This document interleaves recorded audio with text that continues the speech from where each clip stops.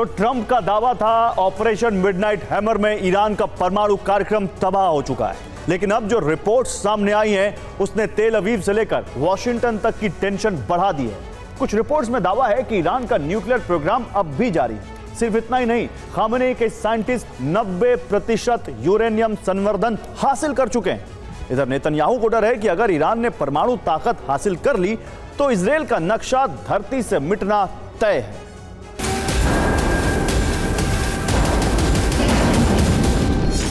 क्या Iran 90% uranium संवर्धन हासिल कर चुका है? क्या ईरान परमाणु बम बनाने के करीब? क्या ईरान जल्द एटमी परीक्षण करने वाला है? क्या ईरान इजराइल में परमाणु धमाका करेगा? इस एक सवाल के पीछे विध्वंस की अनेक आशंकाएं छिपी और इसे जन्म दिया है ईरान से आ रही खबरों ने, जो अरब में एटमी तबाही का अलर्ट दे रही। बीते 24 घंटे में ईरान से 3 ब्रेकिंग न्यूज सामने आई। खबर नंबर 1, कई रिपोर्ट्स में दावा है कि ईरान 90% यूरेनियम संवर्धन हासिल कर चुका है। खबर नंबर 2, ईरानी न्यूक्लियर साइट्स पर हलचल देखी गई। खबर नंबर 3, ईरान ने इजराइल को परमाणु तबाही की धमकी दी। ईरान से आ रही ये खबरें ही अरब में महा तबाही का डर बढ़ा रही। डर है कि ईरान बहुत जल्द परमाणु शक्ति हासिल कर सकता है और अगर ऐसा हुआ तो इजराइल में परमाणु तबाही तय।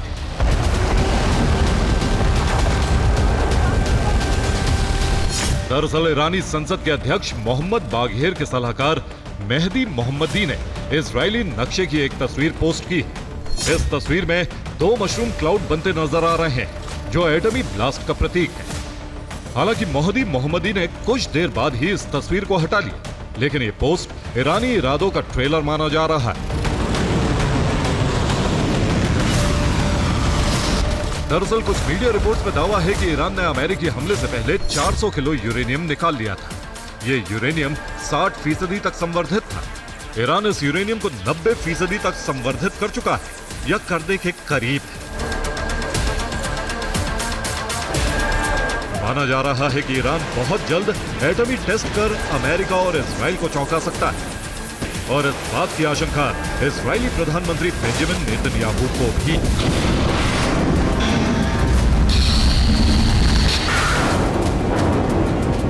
यही वजह है कि बेंजामिन ने ईरान से डील के लिए 3 नई शर्तें रखी। ईरान को यूरेनियम संवर्धन पूरी तरह बंद करना होगा। 400 किलोमीटर से ज्यादा रेंज की मिसाइलों का उत्पादन भी नहीं करेगा। प्रॉक्सी संगठन को समर्थन भी नहीं देगा। बेंजामिन ईरान पर दोहरा प्रतिबंध लगाकर इजराइल को एटमी तबाही से 100% सुरक्षित रखना चाहते हैं।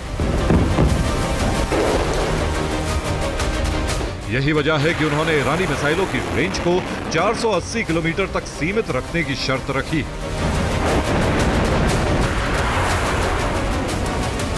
दरअसल अगर ईरान चोरी छिपे परमाणु बम बना भी लेता है तो लंबी रेंज की मिसाइलों के बिना वो इजराइल पर एटमी हमला नहीं कर पाएगा।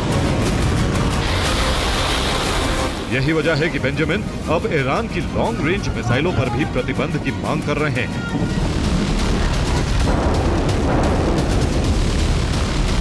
इधर इजरायली प्रधानमंत्री ने एक इंटरव्यू में भी ईरान के एटमी हमले का जिक्र किया है। ईरान परमाणु बम हासिल करने की तरफ बढ़ रहा है। उसे हथियार मिलना इजराइल के लिए खतरा होगा। ईरान इसका इस्तेमाल इजराइल को नष्ट करने के लिए करेगा। तेहरान के पास 1 साल में परमाणु बम होगा। वो वास्तव में इस हथियार का इस्तेमाल करेंगे। ईरान जल्द परमाणु बम हासिल कर सकता है। इस डर की एक बड़ी वजह IAEA अधिकारियों की ईरान में एंट्री पर नई पाबंदी है। दरअसल ईरान ने IAEA पर जासूसी का आरोप लगाते हुए सहयोग के लिए कई शर्तें रखी। ईरान की शर्त है IAEA अधिकारियों को नेशनल सिक्योरिटी काउंसिल की मंजूरी लेनी होगी। परमाणु स्थल पर दौरे के वक्त काउंसिल के सदस्य साथ होंगे। सिर्फ एक निश्चित जगह तक निरीक्षण का अधिकार होगा। ईरान का दावा है कि IAEA अधिकारियों ने परमाणु ठिकानों की जासूसी की थी। उनके जूतों में सर्विलांस चिप लगी हुई थी। IAEA के एजेंट्स ने समीक्षा से पहले गोपनीय दस्तावेज लीक कर दिए। इन दस्तावेजों को अमेरिका और इजराइल तक पहुंचाया गया। यही वजह है कि ईरान आईएईए को निरीक्षण की इजाजत तो दे रहा है, लेकिन कई शर्तों के साथ, जिससे इजराइल और अमेरिका की चिंता बढ़ गई है। इधर ईरान से आ रही एटमी खबरों को देखते हुए अमेरिका ने फारस की खाड़ी में गश्त बढ़ा दी। अमेरिकी एयरक्राफ्ट यहां से लगातार ईरानी न्यूक्लियर फैसिलिटी पर नजर रख रहे। टेंशन बढ़ने की एक बड़ी वजह ईरानी परमाणु संवर्धन को रूस की सहमति भी है। दरअसल रूस ने उन सभी रिपोर्ट्स को खारिज कर दिया है जिसमें दावा किया गया था कि रूस ने ईरान से परमाणु संवर्धन बंद करने और जीरो एनरिचमेंट समझौते पर हस्ताक्षर के लिए कहा है। रूसी विदेश मंत्री ने अपने एक बयान में कहा, ये उनका एक नया प्रोपेगेंडा है। हम हमेशा से इसे कूटनीति के जरिए हल करने पर जोर दे रहे।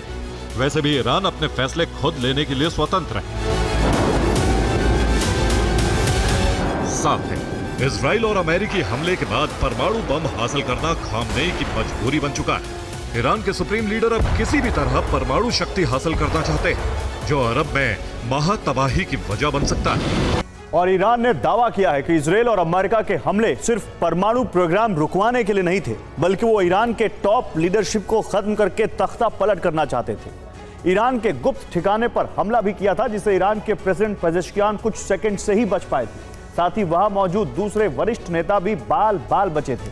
अब ईरान प्रतिशोध लेने के लिए बेचैन हो रहा है। रूस और चीन के हथियार ईरान पहुंच चुके हैं। अब कभी भी ईरान हमला करके इजराइल से बदला ले सकता है।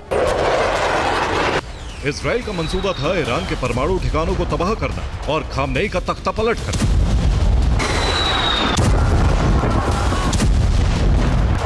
लेकिन ना तो इजराइल यूरेनियम संवर्धन रोक पाया, ना ही ईरान की टॉप लीडरशिप का खात्मा कर पाया।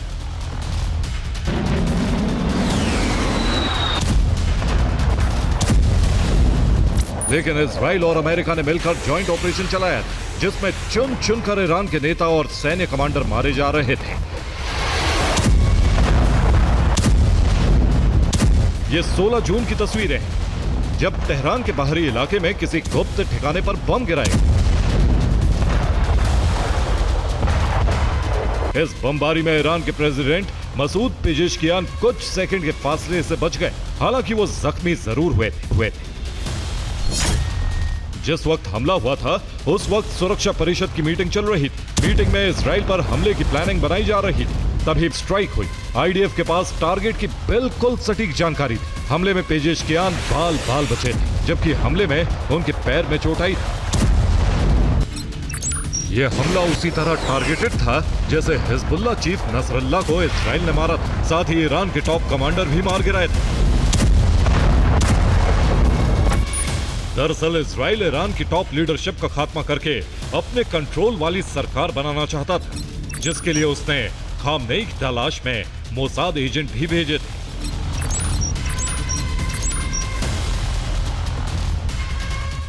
लेकिन खामनेई का पता लगा पाने में इजराइल नाकाम रहा, इसीलिए तख्ता पलट का मंसूबा फेल हो गया। लेकिन इजराइल ने अमेरिका के साथ मिलकर तैयारी जबरदस्त की थी।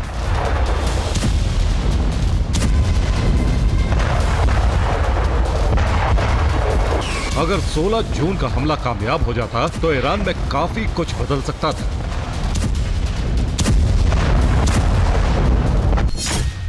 ईरानी सुरक्षा परिषद की मीटिंग में प्रेसिडेंट पेजेश्कियान शामिल थे। उनके साथ कई टॉप लीडर भी गुप्त ठिकाने पर थे। संसद अध्यक्ष मोहम्मद बागेर गालिबाफ और न्यायपालिका प्रमुख गुलाम हुसैन मोहसेनी एजेई के साथ साथ कई सैन्य अधिकारी शामिल थे।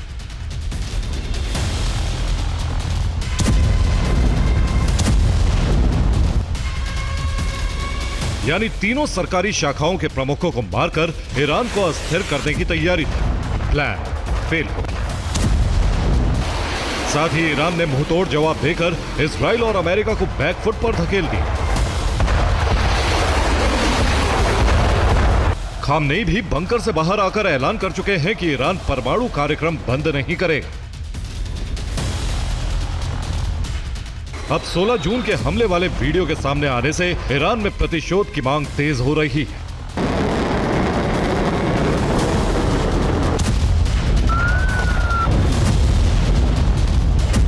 मोसाद का इनपुट है कि ईरान को रूस और चीन से लगातार हथियार सप्लाई हो रहे हैं। रूस से ईरान पहुंचे एक प्लेन का वीडियो भी सामने आया है। दावा किया जा रहा है बड़ी खेप ईरान पहुंच चुकी। ईरान अब बदला लेने के लिए हमला कर सकता है। इस बीच ईरान ने नोटाम जारी कर दिया है, जबकि तुर्की ने भी अपनी फ्लाइट बंद कर दी है। यानी ईरान और अमेरिका में परमाणु करार नहीं हुआ तो युद्ध फिर शुरू हो सकता है, जिसका दायरा पूरे अरब में फैल सकता है। Bureau report, TV9 Bharat.